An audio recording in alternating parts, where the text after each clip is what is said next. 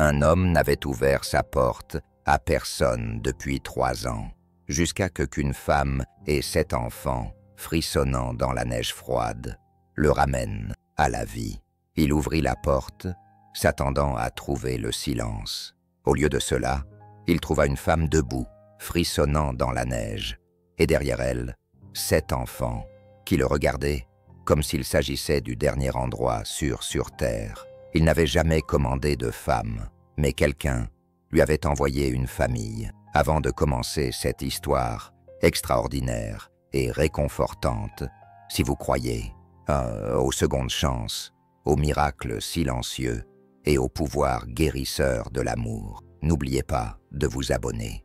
Nous racontons des histoires qui resteront gravées dans votre mémoire longtemps après le dernier mot. Commençons. La vieille ferme se dressait au bord d'une colline d'Auvergne, battue par le vent, entourée d'arbres squelettiques et de neige qui n'était pas encore tombée, mais qui murmurait dans l'air. Daniel Crane était assis dans la faible lumière du matin, fixant une tasse de café noir dans une tasse en porcelaine ébréchée, comme si les réponses s'y trouvaient. Les réponses n'étaient pas là. Cela n'avait jamais été le cas. 3 ans s'étaient écoulés depuis l'accident.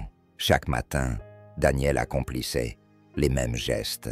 Il se rasait, s'habillait, préparait le petit déjeuner, mettait 2 assiettes sur la table, puis en retirait une. La 4e chaise de la table de la cuisine restait intacte, comme depuis les funérailles.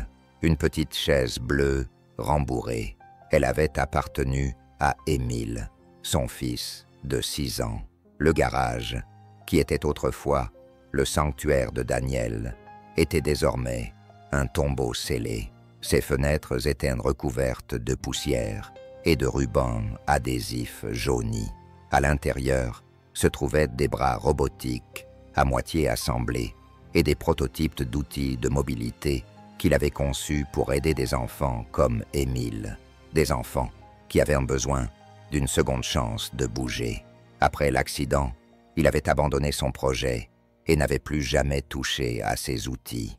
Le monde s'était réduit à la taille du chagrin de Daniel, et il n'avait aucun intérêt à l'agrandir. Il avait appris à garder les choses simples, prévisibles, sûres. Cette matinée avait commencé comme toutes les autres, calme, engourdie, jusqu'à ce qu'on frappe à la porte. 3 coups brefs, puis le silence. Daniel fronça les sourcils. Personne ne venait jamais chez lui. Il n'avait pas reçu de visite depuis des mois, peut-être plus. Il posa sa tasse, attrapa la chemise en flanelle posée sur le dossier de la chaise, ouvrit la porte et se figea. Là, sur le porche recouvert de neige, se tenait une femme. Elle était mince, mais portait un manteau épais et usé qui pendait sur son corps. Ses cheveux étaient humides, emmêlés par le vent, et ses joues étaient rouges de froid. Elle tenait un bébé enveloppé dans une écharpe de fortune, contre sa poitrine. Derrière elle, 7 enfants se tenaient en rang, certains pieds nus, d'autres chaussés de chaussures trop grandes. Un garçon tenait une valise en plastique fissuré, recollée avec du ruban adhésif sur le côté. Une fillette d'environ 11 ans, aux grands yeux et à l'air calme et autoritaire, tenait protectivement la main d'un jeune frère ou d'une jeune sœur. La femme s'éclaircit la gorge et parla d'une voix douce et accentuée. « Êtes-vous Monsieur Crane ?» Daniel cligna des yeux. « Je suis Daniel Crane. » Elle hésita. « On m'a dit que Matthew Crane vivait ici. »« C'est lui ?» Daniel sentit son estomac se nouer. Matthew était son petit frère. Il était décédé 3 mois plus tôt. La femme recula d'un demi-pas, comme pour absorber un coup physique. Elle baissa les yeux vers le porche, recouvert de neige. « Je vois », murmura-t-elle. Daniel jeta un coup d'œil aux enfants, qui se blottissaient les uns contre les autres. L'un reniflait, l'autre toussait. « Que se passe-t-il » demanda-t-il d'un ton plus perplexe qu'agacé. « Qui êtes-vous »« Je m'appelle Clara », répondit-elle doucement. « Je suis venue pour l'épouser. » Daniel mit un moment à comprendre ce qu'elle voulait dire. « Vous êtes une épouse par correspondance. Nous avons correspondu. Il a payé l'agence. Il nous a promis une nouvelle vie à tous, à vous tous. Ce sont mes enfants, tous adoptés. Certains viennent du camp, d'autres ont été recueillis dans des trains d'orphelins. Je ne pouvais pas les abandonner. » Daniel la fixa, abasourdi, puis laissa place à une émotion dangereusement proche de la colère. Ou était-ce du chagrin, masqué par la confusion? « Ce n'est pas possible, dit-il. J'ai sa dernière lettre, répondit Clara, en fouillant dans son manteau, jusqu'à en sortir une enveloppe froissée. L'écriture était indubitable. C'était Matthews. Daniel ne la prit pas. Il ne pouvait pas. Elle le regarda à nouveau. Sa voix s'était ferme, mais ses mains tremblaient. Nous n'avons nulle part où aller. Je ne suis pas venu t'y mendier. Je suis venu parce qu'il m'a dit qu'il y aurait un avenir ici. Daniel regarda au-delà d'elle, vers l'étendue des champs blancs, le ciel gris au loin, les granges silencieuses. Puis il se retourna vers les enfants, silencieux, épuisés et étrangement impatients. Aucun d'entre eux ne pleurait, aucun ne se plaignait, comme s'ils avaient compris depuis longtemps que cela ne servait à rien. Un homme plus fort les aurait peut-être invités à entrer. Un homme plus gentil l'aurait fait sans hésiter. Daniel n'était plus sûr d'être l'un ou l'autre. « J'ai une grange, dit-il finalement. Elle est sèche, il y a du foin. Je peux vous apporter des couvertures. » Clara acquiesça. « Merci. » Il se retourna, prit de vieilles couvertures dans le placard du couloir et alluma une lanterne. Il ne dit rien, tandis qu'il le suivait à travers la cour gelée, leurs pas étouffés par la fine couche de givre. Ce soir-là, Daniel s'assit à nouveau à sa table, avec 2 assiettes, comme toujours. Il fixait la 4e chaise, imaginant comment Émile aurait réagi à la présence des étrangers dans la grange. Émile leur aurait demandé leur nom. Il leur aurait proposé de jouer avec ses Legos et leur aurait probablement offert ses bons biscuits. La fourchette de Daniel s'arrêta à mi-chemin de sa bouche. Il n'avait pas pensé à la voix d'Émile depuis des mois. Pas comme ça, pas aussi clairement. Dehors, le vent hurlait. Dans la grange, un bébé pleurait et une femme fredonnait une berceuse qui n'avait pas besoin d'être traduite. Quelque chose avait frappé à sa porte ce matin-là. Mais ce n'était pas seulement Clara, c'était la vie. Et d'une manière ou d'une autre, il l'avait laissée entrer. Au lever du soleil, la grange était presque silencieuse. Daniel se tenait à la fenêtre de la cuisine, regardant la pâle lumière d'Auvergne, filtrée à travers les arbres fragiles, peignant le givre d'un or terne. Il tenait son café à 2 mains, mais ne buvait pas. L'amertume familière dans sa tasse avait été remplacée par autre chose ce matin-là, de l'agitation. Il avait à peine dormi. Chaque fois qu'il fermait les yeux, il les voyait. La femme aux yeux trop fixes pour quelqu'un d'aussi déraciné. Les enfants stoïques, maigres comme des clous, mais étrangement sereins, comme s'ils savaient attendre ce qui ne viendrait peut-être jamais. Le bébé avait pleuré une fois vers minuit. Puis, la voix de Clara, douce et mélodieuse, l'avait calmé. Après cela, il n'y avait plus que le vent. Daniel leur avait donné des couvertures, un vieux radiateur au propane, quelques boîtes de soupe avec un ouvre-boîte rouillé et de la distance. Cela avait été facile. Il se disait que c'était temporaire, juste une nuit. Mais lorsqu'il sortit et sentit la glace crisser sous ses bottes, le vent lui transperça la veste, vif et mordant. Le ciel était un rideau gris et plat. Des flocons de neige tourbillonnaient, annonçant l'arrivée d'une tempête plus violente. L'Auvergne n'était pas subtile en matière de tempête. Lorsqu'il arriva à la grange, une légère odeur de bois brûlé et de cannelle flottait dans l'air. À l'intérieur, il faisait plus chaud qu'il ne l'avait imaginé. Clara avait improvisé un feu de camp avec un baril et des briques récupérées, et les enfants avaient disposé leur couverture en rangées serrées, comme des campeurs. L'une des filles aînées tressait les cheveux d'une autre. Le garçon, avec la valise scotchée, aidait à balayer la paille dans les coins. Clara s'est levée en le voyant, les joues rouges, son écharpe nouée plus serrée qu'auparavant. « Bonjour », a-t-elle dit doucement. Daniel a hoché la tête. « Vous avez trouvé le propane supplémentaire ?»« Oui, et merci encore. Nous partirons dès que les routes seront dégagées. » Il ne dit rien, se contenta de regarder les enfants. Puis le ciel, au-delà de la porte ouverte de la grange. « Ce ne sera pas aujourd'hui, » dit-il. Elle leva les yeux, suivant son regard. « Je m'en doutais, » répondit-elle. Daniel ajusta ses gants. « Je vais descendre, un peu plus de nourriture, et peut-être du bois pour le feu. » Il se retourna pour partir, mais une voix l'appela. « Monsieur !» Il se retourna. Un petit garçon, âgé de 5 ou 6 ans, se tenait debout, tenant un dessin griffonné, au crayon, au dos d'un sac en papier. Daniel reconnut immédiatement l'image. Sa maison, le porche, les 7 enfants. « Clara, c'est toi qui as dessiné ça. » Le garçon acquiesça solennellement. « C'est là où nous vivons maintenant. » La gorge de Daniel se serra soudainement.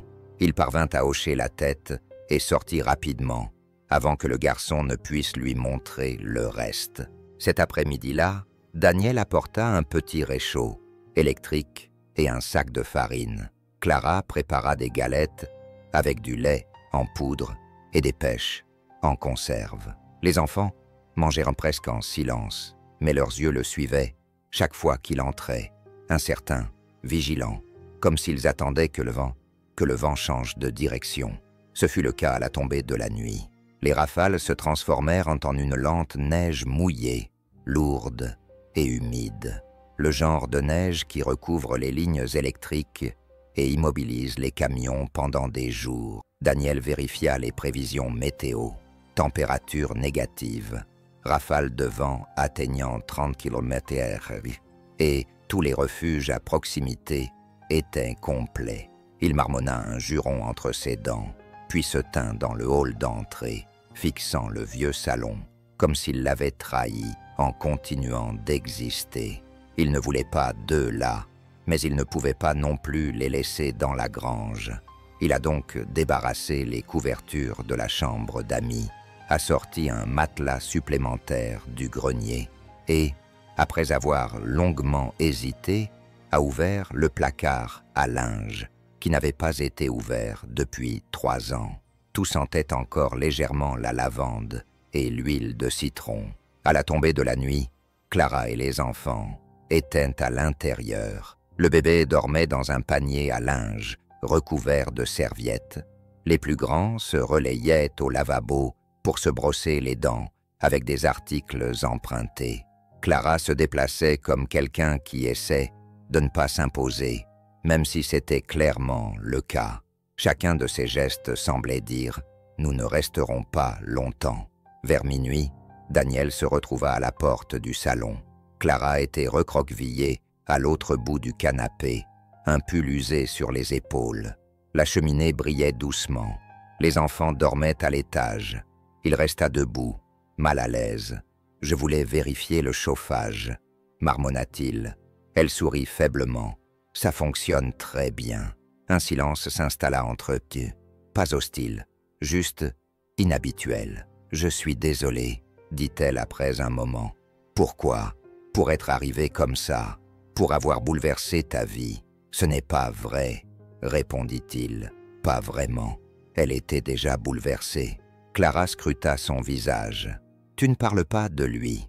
Ton frère, il n'y a pas grand-chose à dire. Il devait avoir du bon en lui pour tenter quelque chose comme ça. » Elle jeta un coup d'œil vers la chambre des enfants pour inviter les étrangers à entrer dans sa vie. Daniel ne répondit pas. Elle se pencha légèrement vers lui. « Il a écrit sur toi, tu sais. » Il leva les yeux. « Il a dit que tu étais quelqu'un qui croyait autrefois qu'on pouvait réparer les choses, pas seulement les machines, mais aussi les gens, les enfants. Elle fit une pause. Il a dit qu'il espérait que le fait d'être avec nous te permettrait de retrouver cette partie de toi. Daniel fixait le feu. Les flammes crépitaient, remplissant le silence. Quand il prit enfin la parole, sa voix était basse. Je construisais des membres robotiques, des appareils pour les enfants qui ne pouvaient pas marcher ou tenir une cuillère. Je travaillais pour un hôpital pour enfants à Toulouse. Son regard restait fixé sur les flammes. Puis un jour, je n'ai même plus été capable d'aider mon propre enfant à traverser la rue. Clara ne dit rien. Elle n'en avait pas besoin. J'ai tout arrêté, continua-t-il. Le garage, les projets, ma raison d'être, tout.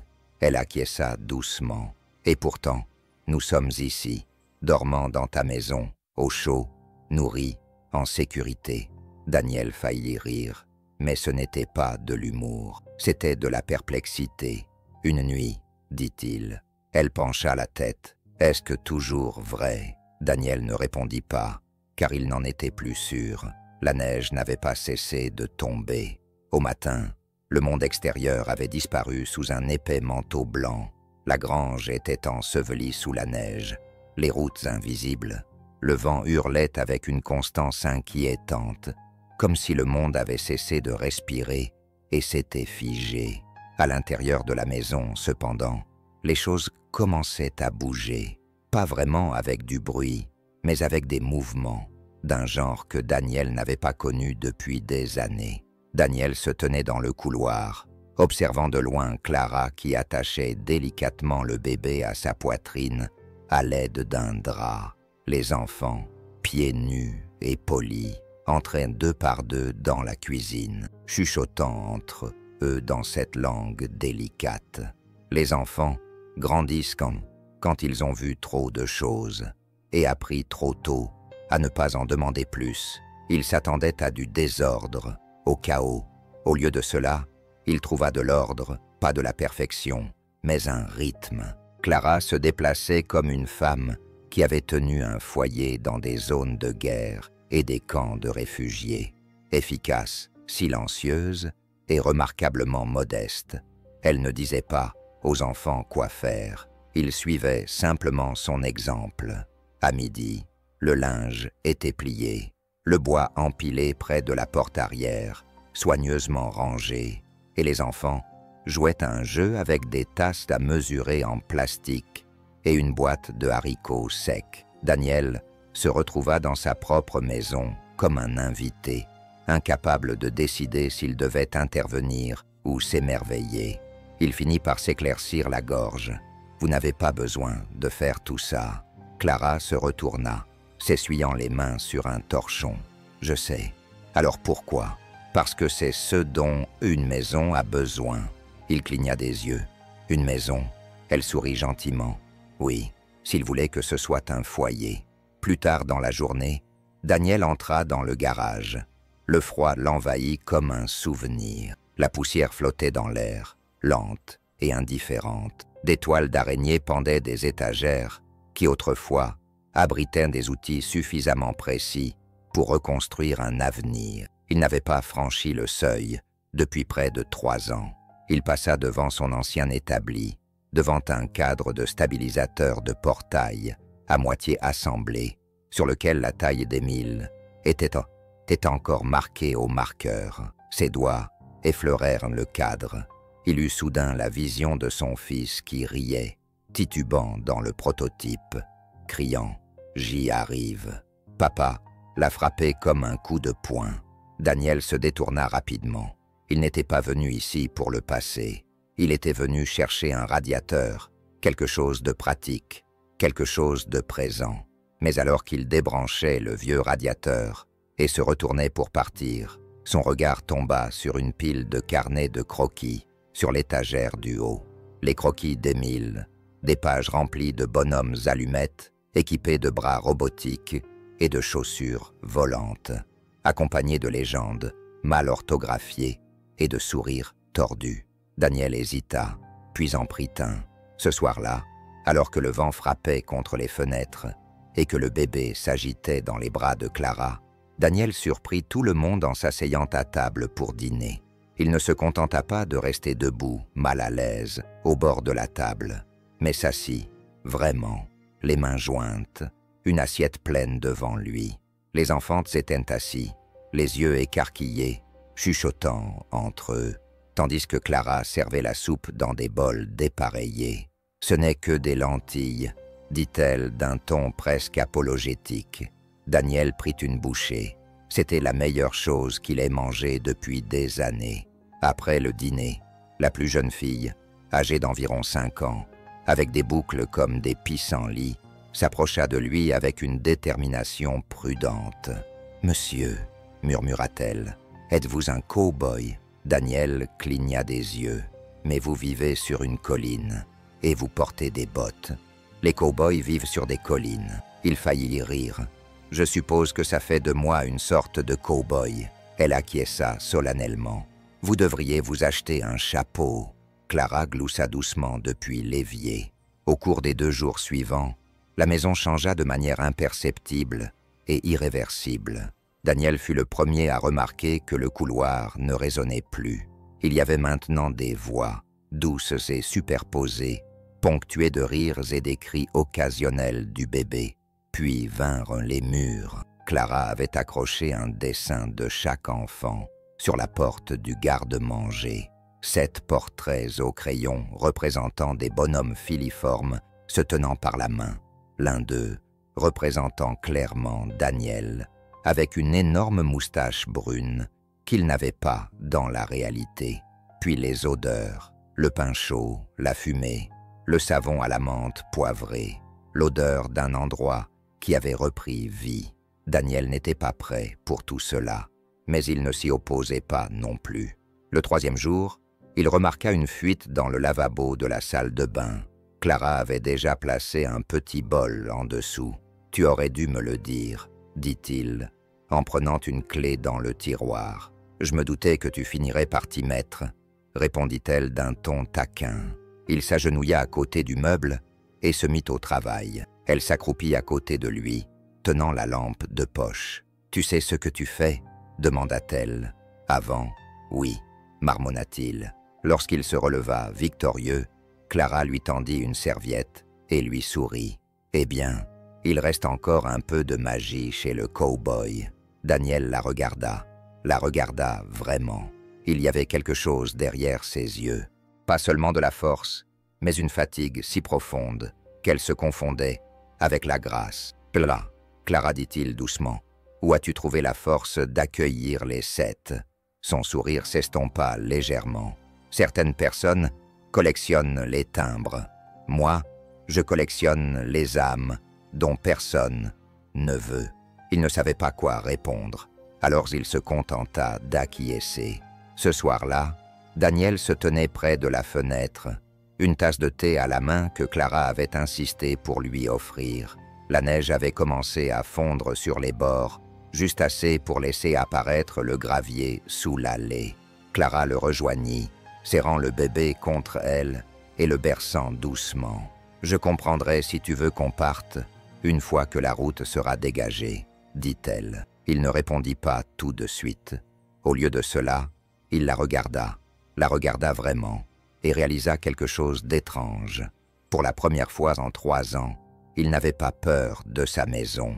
Il n'avait pas peur du garage, du couloir, ou de la 4e chaise à table, car d'une certaine manière, elle avait réparé plus qu'une simple fuite. Elle avait commencé à le réparer, lui, et cela le terrifiait, car une fois qu'on laissait entrer quelqu'un dans sa vie, on risquait de le perdre à nouveau.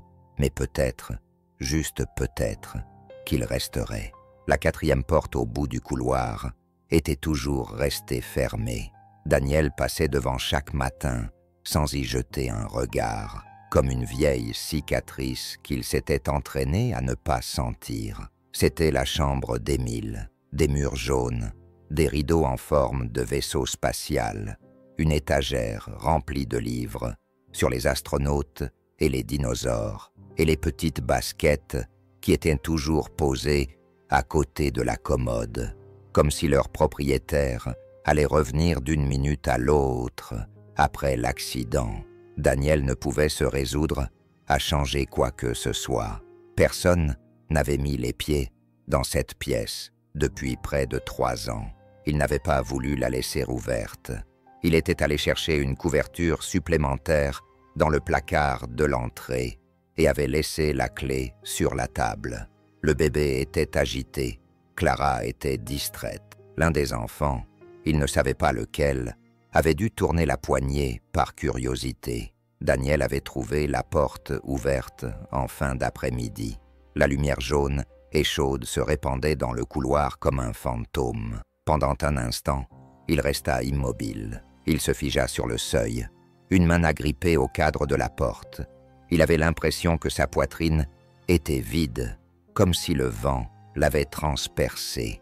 Puis Clara apparut à ses côtés. « Je suis désolée, dit-elle d'une voix basse. Je ne savais pas laquelle était la porte d'entrée. La petite fille, celle qui pense que tu es un cow-boy. » Daniel acquiesça d'un signe de tête. Elle n'a rien cassé. « Je m'en fiche, dit-il, surpris par ses propres mots.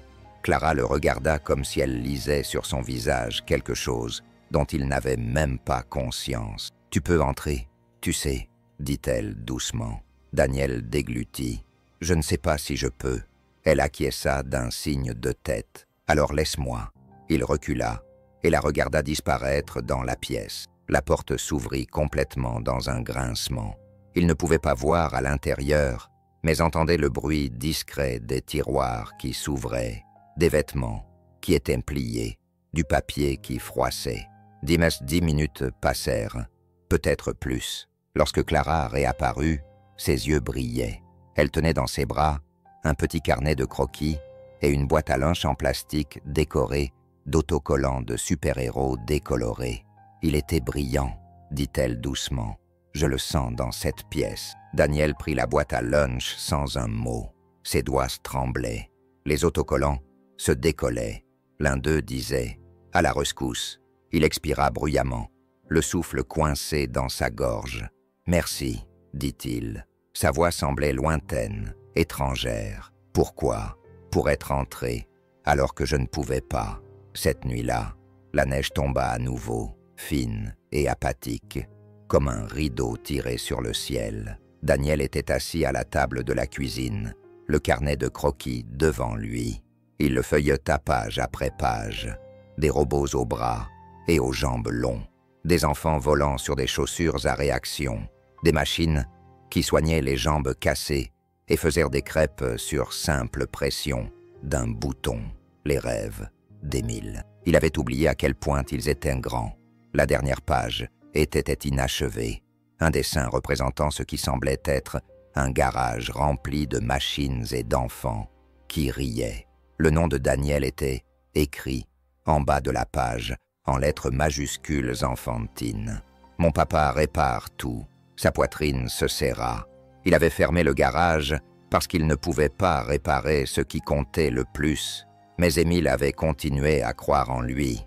Dehors, l'un des garçons de Clara déposait délicatement 2 bottes côte à côte sur le porche, comme en signe d'hommage. Daniel ferma le carnet de croquis et se leva. Il traversa le couloir et ouvrit la porte du garage. L'odeur le frappa en premier. Huile, sûre, poussière, familière, réconfortante, douloureuse. Il actionna l'interrupteur. Rien. La prise électrique était morte. Il retourna donc à l'intérieur, trouva la vieille boîte à outils derrière la chaufferie et répara le câblage. Lorsque la lumière s'alluma, le garage fut inondé d'une douce lumière fluorescente qui révéla ce que le temps avait caché. Le déambulateur à moitié assemblé, les prototypes de membres imprimés en 3D, les bacs de microprocesseurs étiquetés de la main d'Émile. Daniel se tenait au milieu de tout cela, respirant profondément. Puis il prit un tournevis. Ses mains se souvenaient de plus de choses qu'il ne l'aurait cru. Le lendemain matin, Clara le trouva à l'établi, les manches retroussées, le visage maculé de graisse, les yeux brillants, d'une lueur qu'elle n'avait jamais vue auparavant. De la concentration, elle ne l'interrompit pas, se contenta de lui tendre une tasse de café et s'adossa contre l'encadrement de la porte. Au bout d'un moment, il leva les yeux. J'ai eu une idée un jour, une attelle qui s'adapte à la croissance de l'enfant, comme une chaussure extensible. Je ne l'ai jamais terminée. C'est à toi de le faire maintenant. Il acquiesça. Pourquoi pas? Elle pencha la tête. À cause d'Émile. Non, dit-il, avant de marquer une pause. À cause d'eux. Ils savaient tous les deux de qui ils parlaient. Plus tard dans la journée, Clara trouva les enfants rassemblés autour d'une table dans le salon, en train de fabriquer des flocons de neige en papier. Le plus jeune en avait collé un à la fenêtre, à côté du manteau de Daniel, où il flottait à chaque fois que la porte s'ouvrait.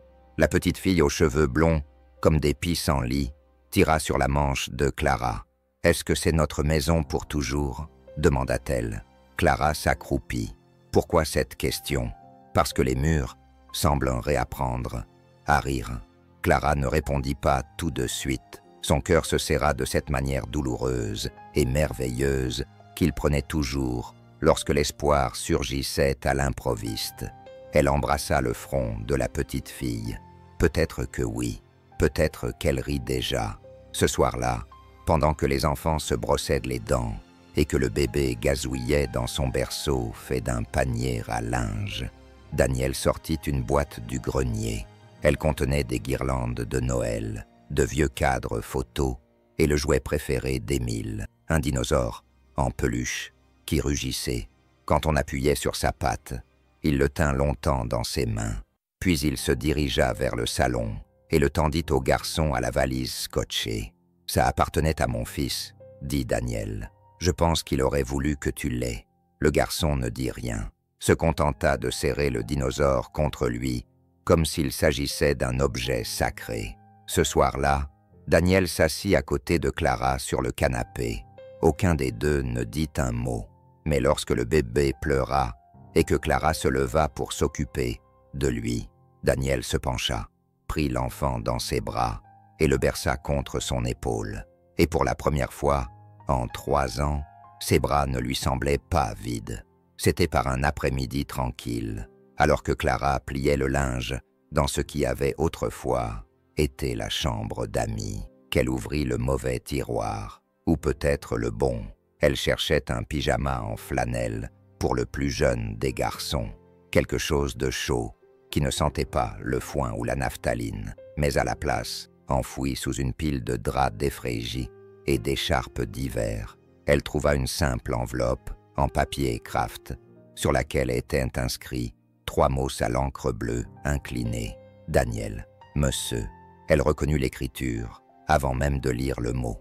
Matthew Clara s'assit sur le bord du lit, l'enveloppe tremblant légèrement entre ses mains. Elle ne l'ouvrit pas tout de suite, malgré toute sa force, malgré les nombreuses frontières franchies, les longs trajets en train avec des bébés qui pleuraient, les tribunaux qui la renvoyaient sans rien lui dire. Cela la fit hésiter. Les morts ne parlaient pas souvent, et lorsqu'ils le faisaient, ils murmuraient rarement ce à quoi on s'attendait. Finalement, elle sortit la lettre. Elle était courte, honnête et écrite, avec cette franchise qui ne vient que lorsqu'un homme sait qu'il n'a plus beaucoup de temps à vivre. Daniel, si tu lis ceci, c'est que je n'ai pas réussi à la rencontrer. Elle s'appelle Clara, et elle ne ressemble à personne que je connaisse. Elle est plus forte qu'elle n'en a l'air, mais d'une gentillesse que je ne mérite pas. Elle a des enfants avec elle, qui ne sont pas les siens, mais tu ne verrais jamais la différence.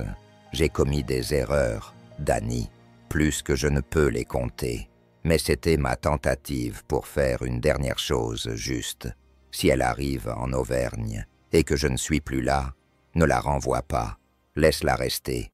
Laisse-la faire partie de quelque chose. Et peut-être que si tu es prêt, laisse-toi aussi faire. Elle n'a pas besoin d'être sauvée. Mais peut-être que toi, oui. Matt Clara replia la lettre dans l'enveloppe en tremblant. Le papier lui semblait plus lourd. Ce n'était pas que des mots, pas que des souhaits. C'était le dernier lien entre 2 frères, l'un brisé par la mort, l'autre peut-être recousu par la grâce. Elle traversa le couloir et trouva Daniel dans le garage, les manches retroussées jusqu'au coude, enfoncées dans un enchevêtrement de fils et de connecteurs en plastique. Son expression était concentrée, ses sourcils froncés d'une manière qui lui indiquait qu'il avait oublié le temps ou qu'il faisait, peut-être même oublié qui il était. Il leva les yeux lorsqu'elle apparut dans l'embrasure de la porte. Clara hésita une seconde, puis s'avança et plaça l'enveloppe dans sa main. Il la fixa du regard. Où était le tiroir de la chambre d'amis? Je ne fouillais pas, c'est elle qui m'a trouvé. Il acquiesça d'un signe de tête raide et l'ouvrit avec ses doigts rugueux, dépliant le papier, comme s'il risquait de se désagréger entre ses doigts. Au fur et à mesure qu'il lisait, ses épaules se crispèrent, puis se détendirent lentement. Son visage ne changea pas beaucoup, mais quelque chose derrière ses yeux se fissura légèrement. Quand il prit enfin la parole, sa voix, c'était « il en disait toujours trop, ou pas assez ». Je suppose que c'était son juste milieu. Clara ne répondit pas. Elle laissa le silence faire son œuvre. Daniel plia la lettre et la glissa dans l'enveloppe. Il croyait en les gens, disait-il, parfois trop vite, mais peut-être, voyait-il ce que je ne voyais pas. Clara pencha doucement la tête. Et qu'est-ce que c'est? Daniel croisa son regard. Que ce n'est pas trop tard pour recommencer. Les jours suivants se déroulèrent dans une douceur apaisante. La neige commença à fondre sérieusement, laissant apparaître le gravier de l'allée et les premières pousses d'herbe près du porche. Les enfants se précipitèrent dehors comme des oiseaux, libérés de leur cage, courant en rond, poursuivant leurs ombres et s'amusant à se courir après. Daniel construisit une balançoire de fortune à partir d'un pneu et d'une corde qu'il attacha au vieux chêne dans le jardin. Les rires qui suivirent remplirent la propriété comme une musique oubliée depuis longtemps. À l'intérieur, la maison semblait vivante, pas seulement fonctionnelle, vivante. Clara aménagea un petit coin dans le salon avec des crayons de couleur et des bâtons de colle que les enfants appelèrent l'atelier d'art. Chaque soir, de nouveaux dessins étaient accrochés au mur. L'un représentait un cow-boy tenant un bébé dinosaure. Un autre montrait un chien robot dansant sous les étoiles. Daniel fit semblant de ne pas remarquer celui qui représentait un homme grand, réparant une machine, tandis que 7 petits personnages applaudissaient à côté. Un soir, Clara trouva Daniel sur le porche arrière, regardant les collines. Il tenait à nouveau la lettre, usée à force d'avoir été lue et relue. Elle s'assit à côté de lui. « Je t'ai déjà raconté comment j'ai rencontré Matthew ?» demanda-t-elle. Il secoua la tête. Il avait répondu à une petite annonce dans un journal. C'était mon ami qui l'avait mise pour moi. J'étais trop fier. Nous avons échangé des lettres pendant des mois. Il ne promettait pas grand-chose, mais il écrivait comme quelqu'un qui croyait encore au nouveau départ. Daniel sourit faiblement. Ça lui ressemble. Il était gentil, solitaire, mais pas brisé. Elle fit une pause. Je crois qu'il voulait me donner un foyer, pas parce que j'en avais besoin, mais parce qu'il en avait besoin. Daniel retourna la lettre entre ses mains. Et l'a-t-il fait? Clara regarda l'horizon, pas comme il l'avait imaginé, mais peut-être d'une manière qui comptait quand même. Ils restèrent assis en silence pendant un moment, le ciel orange dans les dernières lueurs du jour. Puis Daniel dit doucement « Je ne suis pas lui. Je sais. Je ne sais pas comment être ce qu'il voulait que je sois. » Clara le regarda, la voix ferme. « Je ne t'ai jamais demandé d'être quelqu'un d'autre.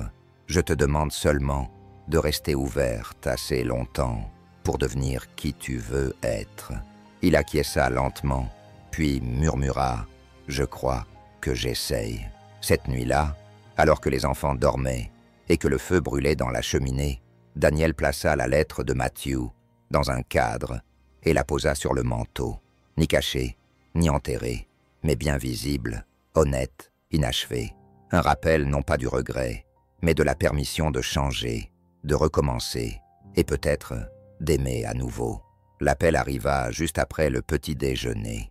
Daniel était en train de rincer la vaisselle lorsque le téléphone sonna.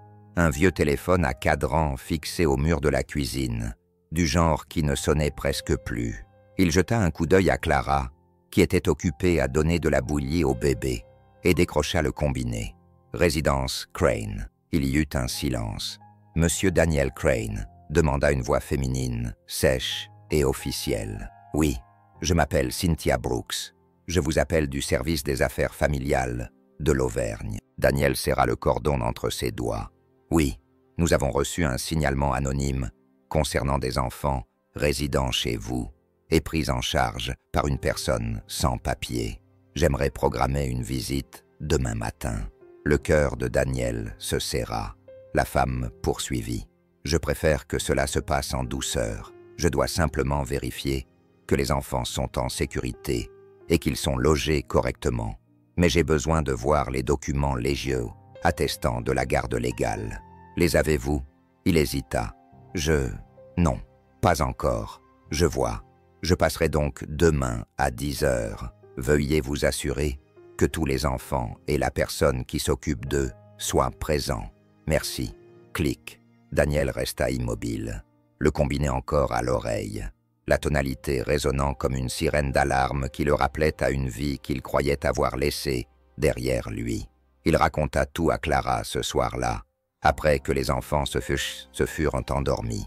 Ils étaient assis sur le canapé, un feu crépitait dans la cheminée. Elle tenait le bébé, profondément endormi dans un cocon de flanelle et de berceuse. Daniel fixait les flammes. La lettre de Matthew, toujours posée sur la cheminée, symbolisait désormais un progrès fragile. « Ils arrivent à 10 heures, dit-il doucement. Clara ne bougea pas. Elle savait déjà ce qu'il allait dire. Pour voir si tu es apte, si les enfants sont en sécurité, si tu es en règle, acquiesça-t-elle, lentement, le visage impassible. Et s'ils décident que je ne le suis pas, ils te sépareront. Ils placeront les enfants en famille d'accueil. » Sa voix se serra. « Ils t'expulseront. » Les yeux de Clara brillaient, mais elle ne pleurait pas. Je savais que cela arriverait tôt ou tard. Daniel se tourna vers elle, la voix basse et rauque. Je ne le savais pas. Elle soutint son regard. « Tu as choisi de croire en l'instant présent. J'ai trop longtemps vécu dans le « et si ». Il se frotta le visage, en expirant bruyamment. « Je dois pouvoir faire quelque chose. On n'a pas le temps de s'occuper de paperasse. » Daniel, non. Mais il se leva brusquement et se mit à faire les 100 pas. Peut-être qu'on a le temps de faire autre chose, quelque chose qui prouve que cette vie aux États-Unis est réelle. Clara se leva aussi. « À quoi penses-tu » Daniel la regarda, le feu se reflétant dans ses yeux. « Je pense qu'il est temps d'arrêter de prétendre que nous sommes temporaires. » Cette nuit-là, il ne dormit pas. Au lieu de cela, il s'assit à la table de la salle à manger. Des papiers étaient étalés devant lui. Des formulaires de tutelle de l'État, des affidavits, des instructions de certification, certains périmés, d'autres exigeant des choses qu'il n'avait pas encore, mais il les remplit quand même. Le lendemain matin, à 9h45, la cuisine était impeccable. Les enfants portaient leurs plus beaux vêtements, leurs cheveux étaient bien coiffés et leurs joues propres. Clara avait repassé une chemise boutonnée pour Daniel, et même si cela ne cachait pas tout à fait la graisse sous ses ongles, cela aidait. À 10 heures pile, un SUV blanc du gouvernement s'est engagé dans l'allée de gravier. Cynthia Brooks en est sortie, une femme grande, aux traits anguleux, un bloc-notes serré contre sa poitrine. Elle a frappé une fois. Daniel a ouvert la porte. « Monsieur Crane. »« Oui, madame. »« Entrez. » Elle est entrée et a jeté un rapide coup d'œil autour d'elle. « Vous comprenez la raison de cette visite ?»« Oui. »« Bien. Je vais avoir besoin de voir tous les enfants et Mademoiselle Clara. »« Elle est là, » a-t-il dit, en montrant le salon. Clara tenait le bébé sur sa hanche. Les autres enfants alignés derrière elle comme une chorale, silencieux, solennels et plus courageux qu'ils n'auraient dû l'être. Cynthia les regarda tous rapidement. « Depuis combien de temps sont-ils avec vous » 18 jours, répondit Daniel. Madame Clara a-t-elle un statut légal? Clara n'a pas de numéro, mais j'ai déposé une demande de tutelle provisoire pour les 7 enfants et je m'occupe d'une déclaration sous serment de parrainage pour Clara. Elle haussa un sourcil. Vous savez que c'est tout à fait irrégulier. Je sais que ce n'est pas parfait, mais ils sont en sécurité. Ils sont aimés. Et cette maison est la plus grande stabilité qu'ils aient connue depuis des années. Cynthia griffonna quelque chose. Avez-vous des informations sur Madame Clara? Une preuve d'identité. Clara s'avança, la voix ferme. J'ai des documents du programme des réfugiés de l'ONU et une lettre de recommandation d'un pasteur de Pennsylvanie. J'ai également un dossier sur chaque enfant, leur histoire, où je les ai trouvés, qui ils étaient avant. Cynthia leva les yeux. Qui ils sont maintenant? Clara sourit faiblement. Mes enfants. Il y eut un long silence. Finalement, Cynthia rangea son bloc-notes sous son bras. Je vais être directe. Ce que vous avez fait ici frôle l'illégalité. Mais j'ai vu ce qu'est le chaos. Et ce n'est pas ça. Daniel se redressa. Alors qu'est-ce que c'est? Elle jeta un coup d'œil aux enfants, puis à lui. C'est un foyer. Lorsque Cynthia partit, Clara resta sur le porche, les bras croisés, les yeux fermés. Daniel la rejoignit. Elle n'a pas dit oui, murmura Clara. Non, dit-il. Mais elle n'a pas dit non. Elle se tourna vers lui. Pourquoi fais-tu cela? Il soutint son regard. Parce que chaque fois que tu me regardes ainsi, c'est encore un arrangement temporaire. Je veux te prouver que tu as tort. Elle hésita. Tu me connais à peine. La voix de Daniel était calme. Mais je sais qui j'étais avant que tu n'arrives. Et je sais qui je suis quand tu es là. Ça me suffit. Elle l'observa longuement. Puis, lentement, elle se pencha vers lui et l'embrassa sur la joue. À peine un effleurement, mais ce baiser avait le poids d'os d'un nouveau départ. À l'intérieur de la maison, l'un des enfants se mit à rire. Le son résonna dans le couloir, et pour la première fois depuis des années, Daniel ne sursauta pas.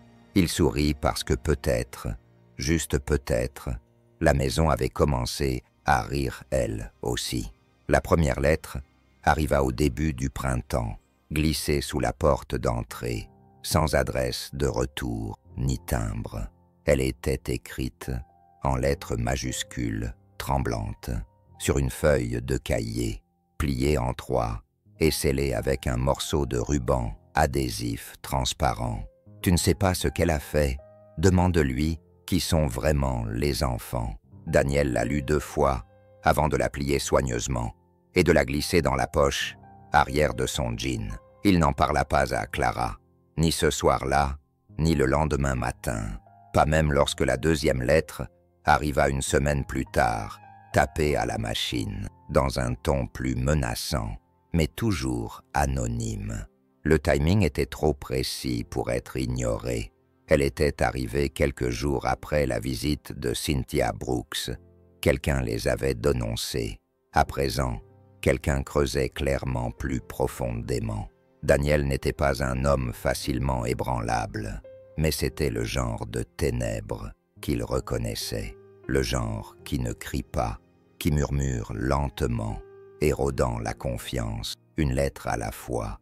Il avait un choix à faire. Ce soir-là, alors que Clara se tenait devant l'évier pour rincer les herbes de son nouveau potager, Daniel sortit sur le porche, les 2 lettres à la main. « Clara », dit-il. Elle se retourna, repoussant une mèche de cheveux humides derrière son oreille. « J'ai quelque chose à te demander et j'ai besoin de la vérité. » Son corps s'immobilisa. Elle n'était ni sur la défensive, ni surprise, juste immobile. Daniel reconnut cette immobilité chez quelqu'un qui avait passé sa vie à se préparer constamment à l'impact. Il lui tendit les lettres. Elle en déplia une lentement. Elle la lut, puis la suivante. Ses yeux ne s'écarquillèrent pas. Son visage resta impassible. « J'attendais ça », dit-elle doucement. Daniel expira. « C'est donc vrai. Il y a quelque chose. Clara regarda les collines avant de répondre. Il y a toujours quelque chose, Daniel. Personne ne traverse des pays avec 7 enfants et un sac rempli d'espoir, sans quelques ombres à ses trousses. Dis-moi. Elle s'assit sur la marche du porche et Daniel la rejoignit. J'ai grandi à Kersonen, près de la rivière Dnipro. Mes parents sont morts quand j'avais 13 ans, trop jeune pour comprendre le sens du mot deuil, trop vieux pour être protégé contre lui. J'ai été placé dans un foyer, dur mais pas cruel. Elle baissa les yeux vers ses mains. Je suis parti à 18 ans. J'ai trouvé un travail de professeur d'art à Odessa. Le salaire était dérisoire, mais il y avait les enfants. Ils me donnaient une raison de me lever le matin. C'est là que j'ai rencontré les 3 premiers frères et sœurs abandonnés.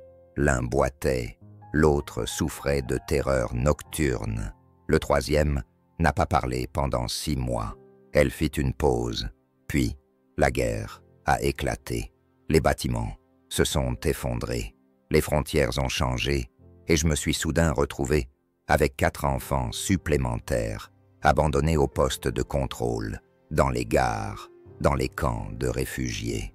Pas de nom de famille, pas de papier. Personne ne les a réclamés. Alors, je l'ai fait. Daniel restait assis en silence, le cœur serré à chaque mot. J'ai falsifié des papiers, menti au consulat, fait des petits boulots dans des cuisines et des salles de nettoyage pour pouvoir partir vers l'ouest.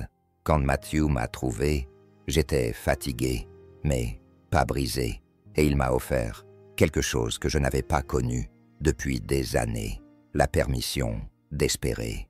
Elle leva alors les yeux. Je n'ai jamais fait de trafic d'enfants, je n'ai jamais pris $1. J'ai sauvé ceux que je pouvais, aimé ceux qui me le permettaient, et je nous ai emmenés aussi loin que possible. Daniel déglutit, et l'homme qui écrit ces lettres, je ne le connais pas. Peut-être quelqu'un des camps, peut-être quelqu'un qui n'aimait pas voir une femme d'Europe de l'Est entrer dans la ferme d'un homme blanc avec 7 enfants, comme si elle était chez elle. Peut-être juste la voix d'un monde qui pense que l'amour a des limites. Daniel se leva lentement et se dirigea vers le bord du porche. Le ciel était baigné d'une lumière violette. Au loin, les rires des enfants flottaient dans le vent, légers, innocents, totalement inconscients. Il se retourna vers elle. Je me fiche de savoir qui a écrit ça. Ce qui m'importe, c'est la personne que je vois tous les jours devant moi. Et ce que je vois, c'est quelqu'un qui a donné plus que la plupart des gens n'oseraient donner. Clara cligna des yeux, mais les larmes coulèrent quand même, silencieuses, obstinées. « Je devrais partir », murmura-t-elle, « avant qu'il ne t'y oblige, avant qu'il ne te fasse du mal. »« Non », dit Daniel d'une voix ferme, « ta place est ici. Et si quelqu'un essaye de te dire le contraire, il devra passer sur mon cadavre. » Plati. Elle le fixa, cherchant dans son visage des signes de faiblesse. Il n'y en avait pas. Cette nuit-là, Daniel fit quelque chose qu'il n'avait pas fait depuis l'accident. Il écrivit une lettre, pas un email, pas un formulaire, une lettre écrite à l'encre sur du papier, son écriture irrégulière, appuyée sur la page. Il écrivit à un ancien collègue à Toulouse, un homme qui travaillait désormais pour une association juridique à but non lucratif, qui venait en aide aux familles sans papier. Il lui dit toute la vérité, sans embellir ni omettre quoi que ce soit. Puis il plia la lettre, la mit dans une enveloppe et la posa sur le rebord de la fenêtre, baignée par le clair de lune, comme une promesse. Le lendemain, il retourna au garage. Il n'avait pas touché à la telle extensible depuis des semaines, pas depuis la visite des services sociaux. Mais aujourd'hui, il la termina avec soin, ajustant les articulations, rééquilibrant la répartition du poids. Il la souleva et, pour la première fois, elle lui sembla prête. Il la porta à l'intérieur et appela Jules, le garçon à la valise scotchée, qui boitait légèrement du côté gauche. « Et c'est ça », dit Daniel. Jules le regarda avec hésitation. « Pour moi ?» Oui, avec Clara à ses côtés, Daniel l'aida à enfiler l'attelle, serra les sangles et ajusta la flexion du genou. « Marche jusqu'à la porte, dit-il. Jules fit un pas, puis un autre, chacun plus assuré que le précédent. Lorsqu'il atteignit la porte, il se tenait bien droit.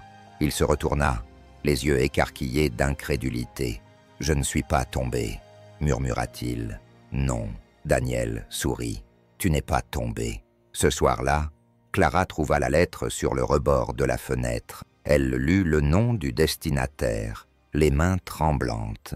Elle regarda Daniel. « Tu essaies de nous rendre légaux. » Il haussa les épaules. C'était le moins que je pouvais faire.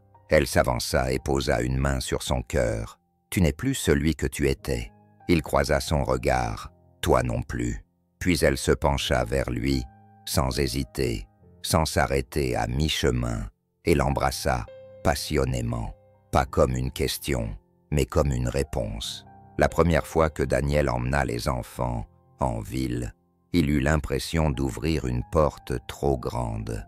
Il n'était pas allé à la fête du printemps depuis des années, pas depuis l'accident, pas depuis qu'il avait cessé de répondre aux invitations, aux emails ou aux appels des voisins qui le connaissaient autrefois par son nom et qui ne le connaissaient plus désormais que par son silence. Mais Clara avait vu le prospectus sur le tableau d'affichage à l'extérieur du magasin d'alimentation animale et l'avait épinglé sur le réfrigérateur avec un aimant en plastique en forme de dinosaure. Les enfants avaient été surexcités pendant des jours. Un concours d'affiches, une vente de gâteaux, un chapiteau pour les talents, un endroit où peindre des cailloux et gagner des bonbons et des rires. Cette partie était écrite entre chaque ligne. « Allons-y, dit-elle doucement. Laisse-les se montrer. Qu'ils aient leur place. » Ils y allèrent, donc. Daniel emprunta le vieux vent de la paroisse et attacha chaque siège avec une précision qui aurait fait honneur à un mécanicien. Clara prépara des sandwichs, des jus de fruits, une couverture et 2 paires de chaussettes de rechange, au cas où quelqu'un se salirait ou perdrait les siennes.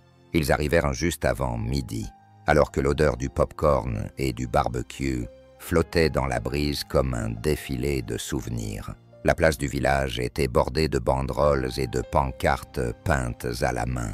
Il y avait des tartes qui refroidissaient sous des cloches en filet, des enfants qui lançaient des sacs de fèves et des musiciens locaux qui jouaient des airs familiers à l'ombre d'un chêne. Au début, les gens les regardaient fixement. Daniel le sentit immédiatement. Le silence, les regards en coin, les réajustements discrets. Il ne leur en voulait pas. 7 enfants, une femme inconnue, et lui, l'homme qui n'avait pas été vu à une fête municipale depuis le soir de l'accident. Mais ensuite, il y eut un effet domino. Le pasteur Eugene fut le premier à leur faire signe. « Bonjour, Dan », puis Madame Kravitz, qui a glissé une petite tarte aux pommes dans la main de Clara sans un mot. Lorsqu'ils ont atteint la tente des arts, les chuchotements s'étaient transformés en sourires. Les enfants se sont dispersés vers leur stand avec une énergie joyeuse. Jules a participé au concours d'affiches avec un dessin représentant un garage flottant au-dessus du sol comme une fusée. La plus jeune fille s'est jointe au cercle de coloriage et a rapidement griffonné le visage de Daniel avec un crayon violet et une couronne. Clara avait préparé des scones à la lavande qui se vendirent en moins d'1 heure. Quant à Daniel, il répara un distributeur de limonade cassé, aida à réaligner le levier du bassin de plongée et dit merci plus de fois en un après-midi qu'il ne l'avait fait en 3 ans. Mais c'est la tente des talents qui changea tout. À 15 heures, Clara inscrivit les enfants pour le dernier numéro. Daniel avait appris qu'il s'était entraîné en secret, tous les soirs pendant 2 semaines, après le dîner, pendant qu'il était occupé dans le garage ou dehors à rassembler des fournitures. Il s'était baptisé la Patchwork Choir. La scène improvisée n'était pas plus grande que la benne d'une camionnette, mais lorsque les 7 enfants y montèrent, pieds nus, maladroits, rayonnants de détermination, tous les adultes du public se penchèrent en avant. Jules commença timidement. « Bonjour, nous sommes nouveaux ici. » Des rires nerveux. Puis ils se mirent à chanter, un mélange de berceuse américaine et d'un couplet en ukrainien que Clara Hara leur avait appris. Leurs voix n'étaient pas très douées, mais elles étaient pleines, sincères, vivantes. Au milieu du spectacle, le bébé perché dans les bras de Clara, à côté de la scène, a gazouillé bruyamment. Tout le monde a ri, mais ce n'était pas moqueur. C'était le genre de rire qui vient après un long hiver. Le genre qui dit « Nous vous voyons, nous sommes prêts à vous connaître ». Daniel se tenait près du fond, les bras croisés, essayant de garder son sang-froid. Il n'y parvint pas, car à ce moment-là, quelque chose en lui se déverrouilla. Son chagrin ne disparut pas, mais il changea de forme, devint poreux, respirable, pas disparu, mais vivable. Il le sentait dans ses os. Ils avaient leur place, ici, et lui aussi. Une fois les applaudissements retombés, le maire s'approcha d'eux. « Je vis ici depuis 40 ans, dit-elle, et je ne pleure plus pour ce genre de choses. » Elle serra la main de Daniel. « Alors Clara, si jamais tu as besoin d'aide pour quoi que ce soit, des documents, l'inscription à l'école, un logement, je suis là pour toi. » Clara cligna des yeux, sans voix. Daniel s'éclaircit la gorge. « Merci, cela signifie plus que vous ne pouvez l'imaginer. » Ce soir-là, de retour à la ferme, les enfants couraient pieds nus dans la pénombre, poursuivant les lucioles et s'amusant entre eux. Clara était assise sous le porche avec sa tasse de thé. Daniel la rejoignit, toujours en chemise, les manches retroussées et les bottes couvertes de poussière. « Ils ont été courageux aujourd'hui, dit-il. Toi aussi. » Il lui jeta un coup d'œil. « Tu ne penses pas que c'est trop? Que ça ne durera pas ?» Elle ne répondit pas tout de suite. « J'ai appris à ne pas demander si le bonheur est éternel, » dit-elle doucement. « Je me demande seulement s'il est réel. Et pour l'instant, il l'est. » Ils restèrent assis en silence, regardant les dernières lucioles s'éteindre. Puis, Daniel se leva et disparut dans la maison. Quand il revint, il tenait un cadre, le dessin que Jules avait présenté au concours. Le mélange de garage et de fusée avait été plastifié et monté avec soin. Daniel le tendit à Clara. « Accrochons-le au-dessus de la cheminée, » dit-il. « Pourquoi ?» sourit-il. « Parce que c'est ce que nous avons construit. » Elle regarda le dessin, puis le regarda. Un garage qui vole, ou une famille qui vole. Le garage n'avait jamais été aussi propre. Les outils étaient rangés avec soin sur des panneaux perforés, chacun étiqueté de la main d'Émile, conservés comme des écrits sacrés. Le sol en ciment avait été balayé, lavé et repeint dans une teinte bleu-gris poussiéreuse qui rendait l'ensemble de l'espace plus doux. Sur le mur du fond, juste en dessous de la rangée de tiroirs utilitaires, Daniel avait installé une longue étagère scellée en bois. Elle contenait une rangée de prototypes d'orthèses pour enfants, chacun étiqueté avec un nom: Jules, Maël, Noé, Léon. L'ancien établi, celui que Daniel redoutait même de regarder, était désormais un centre de commande chaleureux et animé. Il avait installé un radiateur dans un coin, amélioré l'éclairage et ajouté une enceinte Bluetooth qui diffusait doucement de la musique bluegrass pendant qu'il travaillait. Mais le changement le plus remarquable n'était pas physique. C'était le bruit, les rires, les questions, les pas trop légers. Pour appartenir à quelqu'un de plus de 4 ans, des enfants, il venait désormais régulièrement dans le garage, parfois pour le chercher, parfois juste pour regarder, parfois pour bricoler, avec des morceaux de fil de fer, de la colle et du carton, créant leurs propres inventions, avec l'ingéniosité folle et inutile dont seuls les enfants peuvent rêver. Et Daniel appréciait cela, tout cela. Ce mardi après-midi, Jules était assis sur un tabouret à côté de lui, portant la version finale de l'attelle de jambes extensibles version 3, 5, comme Daniel l'avait baptisé en plaisantant. Jules l'avait portée à la foire, mais elle avait été ajustée pour une utilisation à long terme. Elle était plus légère, plus silencieuse et même plus cool grâce à Clara et à un rouleau d'autocollants sur le thème des dinosaures. « Tu crois que ça me permettra de courir vite ?» demanda Jules. Daniel sourit. « Tu comptes défier quelqu'un ? Peut-être Maëlle, mais elle triche. » Daniel rit. « Alors on ferait mieux de tester. » Ils sortirent et se mirent à courir. Jules sprinta à travers le jardin, un flou de membres maigres et de rires tonitruants. L'attelle cliquetait doucement, sans à-coups, ne traînant plus derrière lui, mais bougeant avec lui comme si elle avait toujours fait partie de son corps. Clara se tenait sous le porche, les yeux brillants. Daniel s'approcha d'elle. « Ne lui dis pas, dit-il. Ce prototype a été conçu pour Émile. » Elle le regarda tendrement. « Tu crois qu'il t'en voudrait ?» Daniel secoua la tête. « Non, je pense qu'il serait fier que ça ait trouvé les bonnes jambes. » La nouvelle des appareils de Daniel avait commencé à se répandre. Tout avait commencé lorsqu'un kinésithérapeute local avait visité le stand du salon et demandé si Daniel travaillait toujours là. Daniel avait hésité avant de répondre oui. Une semaine plus tard, elle lui envoya un garçon de 10 ans nommé Drew, dont les parents avaient fait 4 heures de route pour rencontrer l'homme qui avait transformé un garage en un lieu miraculeux.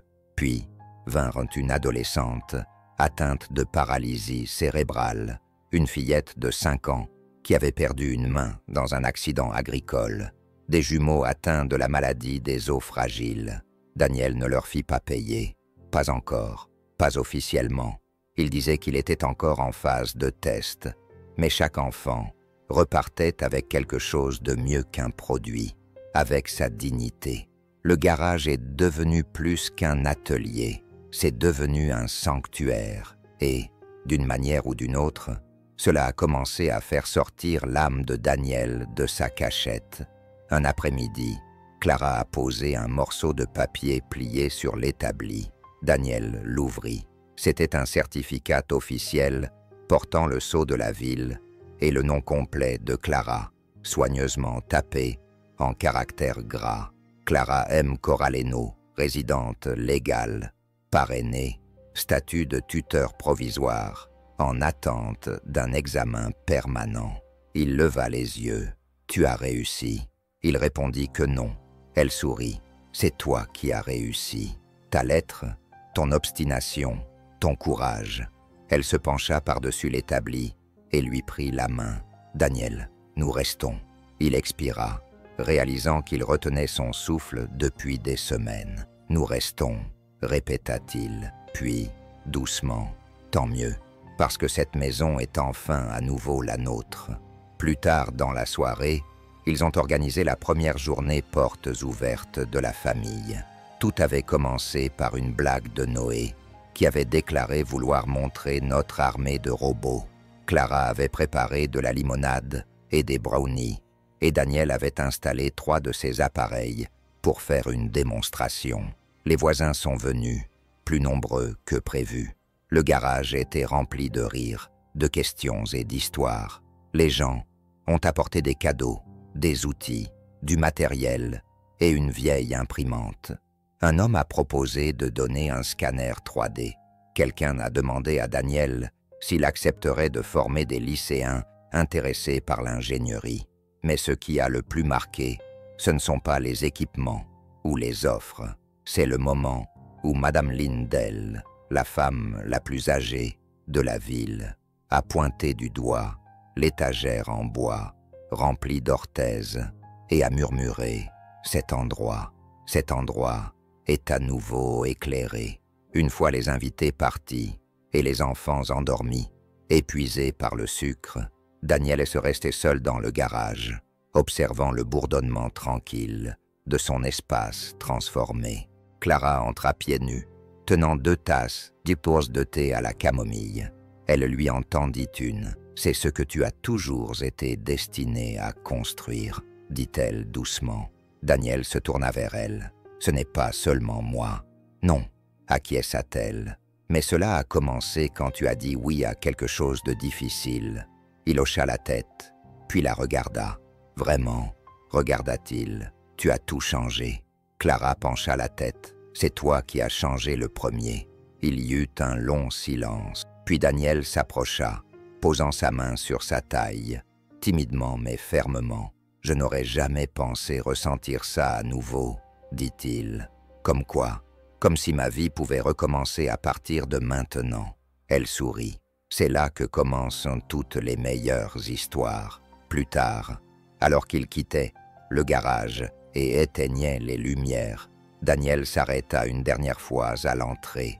La pièce était éclairée par la dernière ampoule à incandescence. Un garage plein de lumière, pas parce qu'il était bien éclairé, mais parce qu'il était enfin plein de vie. La chaise avait attendu 3 ans, 2 mois et 17 jours. Chaque matin, Daniel passait devant elle au même rythme. Un coup d'œil, un soupir, et il continuait son chemin. Elle se trouvait au bout de la table de la cuisine, plus petite que les autres, peinte en bleu pâle et écaillée au niveau des pieds.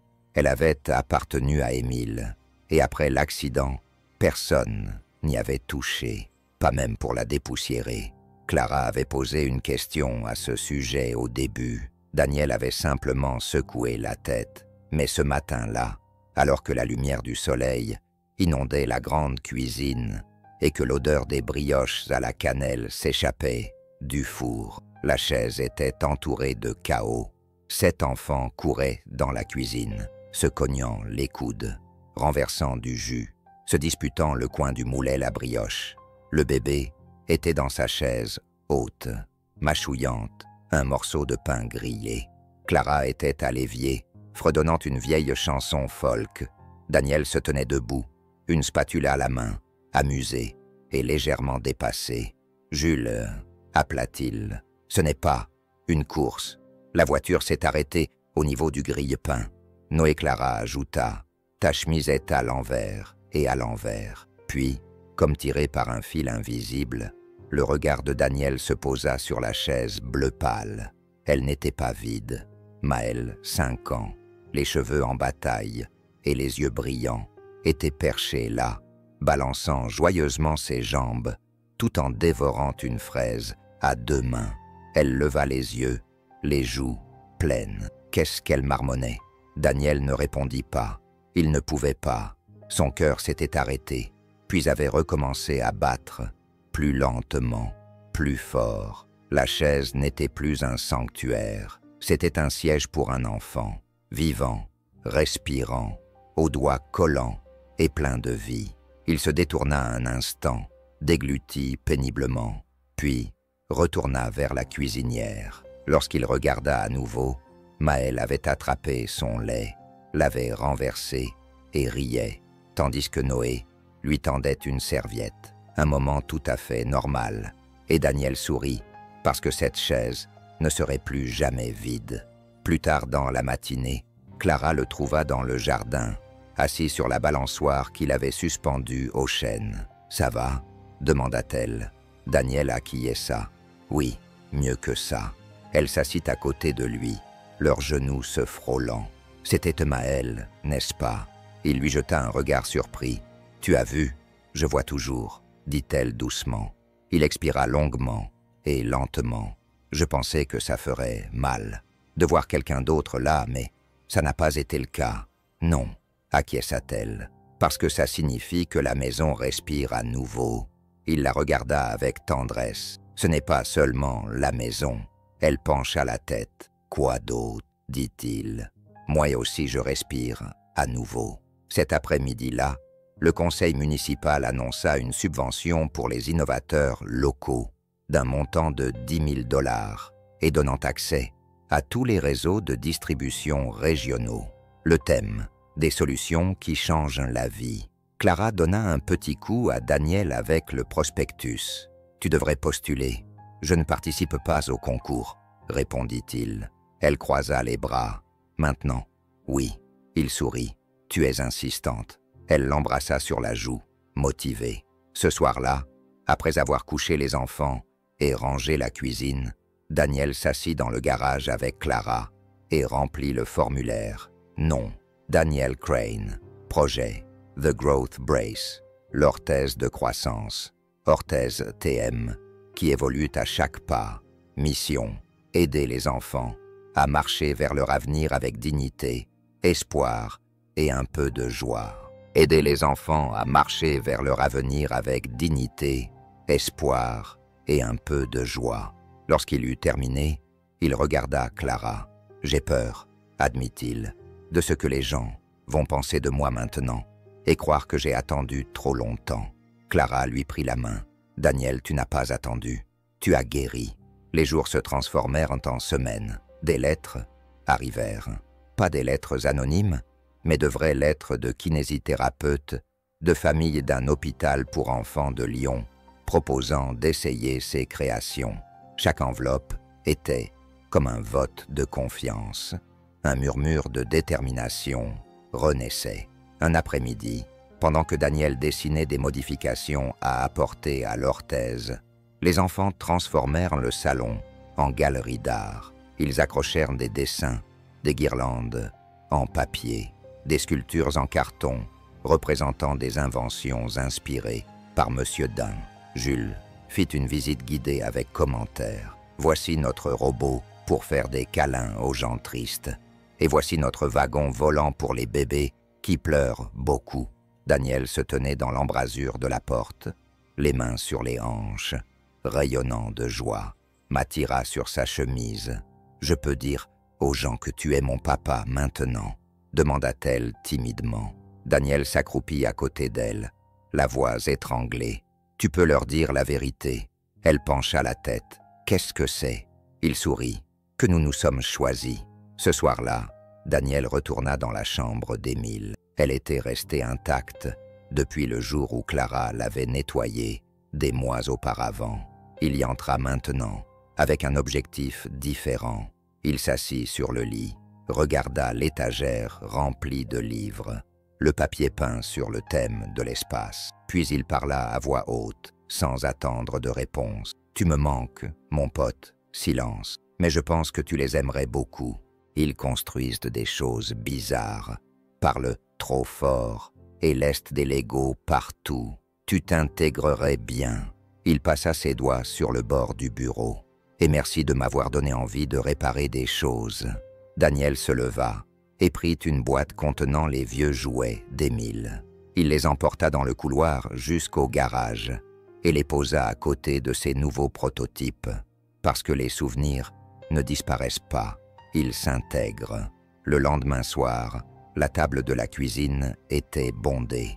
Il y avait maintenant 8 chaises, dont une provenant de la grange et repeinte à la hâte. Clara posa une casserole au centre. Le bébé poussa des cris de joie.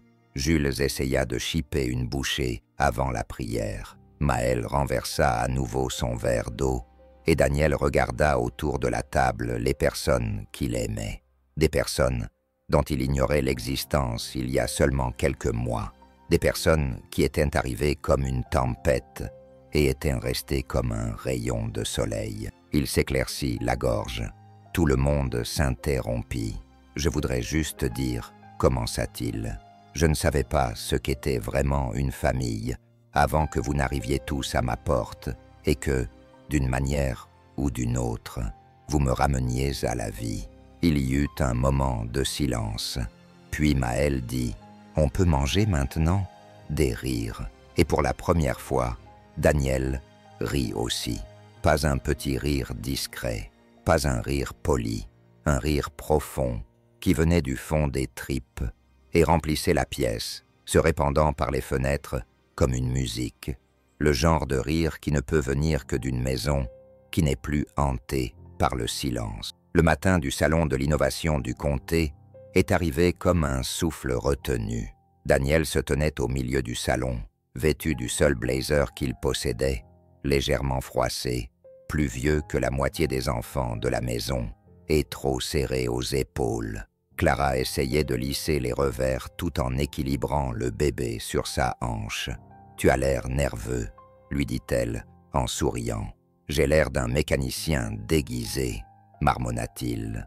Clara recula d'un pas pour l'observer. « Vous avez l'air d'un homme qui s'apprête à changer des vies. » Daniel poussa un long soupir. « J'ai passé la majeure partie de ma vie à réparer des choses qui ne respiraient pas. Maintenant, c'est différent. » Elle lui prit la main, car désormais, les choses qu'est-ce que vous réparez vous aiment en retour. Cela le stoppa net. Il la regarda, vraiment, et quelque chose derrière ses yeux s'adoucit. « Je vais te demander quelque chose ce soir, » dit-il. Clara haussa un sourcil. « À la foire, pas après. » Il hésita. « Sois prête. » Elle sourit gentiment. « Je le suis déjà. » Le parc des expositions du comté bourdonnait d'activités. Des stands bordaient le centre d'exposition, comme des timbres-postes colorés représentant des inventions, des charrues à énergie solaire, des barrières pour bétail, main libre, des minuteries d'irrigation synchronisées avec les téléphones portables. L'Auvergne n'avait jamais manqué d'innovation, elle avait seulement manqué de visibilité. Le stand de Daniel était modeste. Une table en bois recyclé, une seule bannière déroulante que Clara avait conçue avec l'aide des enfants et 5 prototypes de l'appareil orthopédique Growth Brace TM disposés sur des étagères décalées. Un écran de télévision diffusait en boucle des images de Jules courant dans le jardin, l'appareil s'ajustant à ses mouvements. Les gens s'arrêtaient, ils posaient des questions, touchaient les appareils, lisaient la citation, écrivaient en lettres soignées sur le devant de la table. Et si tous les enfants pouvaient grandir sans dépasser leur appareil? Les mains de Daniel bougeaient avec aisance. Sa voix était ferme, ses explications claires. Il n'était plus l'homme silencieux des montagnes. Il était redevenu un bâtisseur. Et cette fois, les gens l'écoutaient. À 200 paires, le jury est arrivé. 5 professionnels en costume et en jean, un bloc-notes à la main. L'un d'eux était un chirurgien pédiatrique de Lyon. Un autre était ingénieur en robotique à l'université d'Auvergne. Ils ont regardé Jules, qui portait désormais l'attelle, monter en temps réel un escalier construit à côté du stand. Ils ont regardé Maëlle faire la démonstration des sangles réglables sur la petite version factice de sa poupée. Ils ont écouté Daniel leur dire la vérité. Je n'ai pas créé cela pour gagner un prix. Je l'ai créé parce que j'avais un fils qui croyait autrefois que je pouvais tout construire. Puis je l'ai perdu et j'ai arrêté de construire jusqu'à ce que quelqu'un frappe à ma porte avec 7 enfants et assez d'espoir pour redonner vie à une maison qui était tombée dans l'obscurité. Il a regardé Clara qui se tenait près de lui, le bébé endormi contre sa poitrine, les yeux fixés sur lui. Ce n'est pas seulement un appareil, c'est une seconde chance pour eux et pour moi. Il y eut un silence. Puis, l'un des juges hocha la tête, griffonna quelque chose et passa à autre chose. À César, les gagnants furent annoncés. Daniel n'entendit pas son nom être appelé pour la 2e ni la 3e place, car il l'avait gardé pour la fin. Premier prix, $10 000. Soutien complet pour le lancement d'un partenariat régional à but non lucratif pour le développement de brevets et le titre d'innovateur de l'année 2021, 185, Auvergne. Daniel se figea. Clara fondit en larmes. Les enfants, malgré les multiples rappels de rester calmes, hurlèrent si fort que les gradins en tremblèrent. Lorsque Daniel monta sur scène, il n'avait pas préparé de discours. Il tenait dans ses mains le petit dessin, encadré représentant la fusée du garage d'Émile. Il la brandit. « Te pas, Timmy », ceci a-t-il dit, est le premier plan dessiné par un petit garçon qui avait un grand rêve. Il n'est pas là aujourd'hui, mais il m'accompagne dans chacune de mes créations. Et grâce à une femme qui m'a ouvert les portes du monde et à des enfants qui m'ont réappris à rire, Je ne construis plus dans le noir. Il a regardé la foule. Je construis désormais dans la lumière. Ce soir-là, la ferme était animée. Les voisins sont arrivés avec des plats et des tartes. Le porche était illuminé par des guirlandes lumineuses que les enfants avaient accrochées avec plus d'enthousiasme que de précision. Le garage s'est transformé en salle d'exposition. Les rires résonnaient dans toute la maison. Daniel pensait que c'était exactement ce dont la maison avait besoin. Il sortit sur le porche dans la lueur du crépuscule et trouva Clara appuyée contre la balustrade, pieds nus, souriant vers l'horizon. « Tu as survécu, dit-elle doucement, de justesse. » Il rit. Ils lui demandèrent de faire un discours. Je me suis presque évanoui. Clara rit. « Tu t'en es bien sorti. » Il s'approcha d'elle, puis s'agenouilla. Elle cligna des yeux. « Daniel !» Il fouilla dans sa poche et en sortit une petite bague en argent. Simple, honnête, polie à la main dans son atelier. Je n'ai pas besoin d'une cathédrale. Je n'ai pas besoin de perfection. J'ai juste besoin de ce que nous avons ici. Toi, les enfants, le chaos, les rires, la vie. Il leva la bague. « Veux-tu m'épouser, Clara ?» Ses yeux brillèrent. « Seulement, dit-elle d'une voix brisée, si nous ne cessons jamais de devenir. » Il se leva et l'embrassa, et le monde devint silencieux, non pas parce qu'il était vide, mais parce qu'il était complet. Plus tard, après le départ de la dernière voiture, et que les enfants se furent effondrés sur les coussins et les couvertures dans le salon, Daniel se tenait près de la cheminée, fixant la lettre encadrée de Matthew. Il tendit la main et plaça un deuxième cadre à côté. À l'intérieur se trouvait une reproduction de l'affiche de Jules, prise à la foire, bordée d'un ruban rouge, avec une signature en lettres majuscules dans le coin inférieur. Cette maison rit à nouveau. Clara le rejoignit, le bras autour de sa taille. « Il serait fier de toi », murmura-t-elle. Daniel acquiesça, la voix étranglée. « Je l'espère. » Puis il regarda autour de lui. Cette chose, imparfaite, sacrée, assemblée à la va-vite, qu'ils avaient co-construite. Elle avait autrefois été silencieuse. À présent, elle résonnait de joie. Si cette histoire vous a touché autant qu'elle nous a touchés, partagez la ville où vous vous trouvez dans les commentaires. Depuis quel pays nous regardez-vous? Car, comme toutes les histoires, celle-ci a plus de sens lorsqu'elle est partagée. Et si les histoires de gentillesse, de résilience et de moments inattendus vous touchent, n'hésitez pas à vous abonner. Nous créons un petit coin en ligne où l'espoir a toujours sa place. Nous vous remercions sincèrement d'avoir passé un moment avec nous.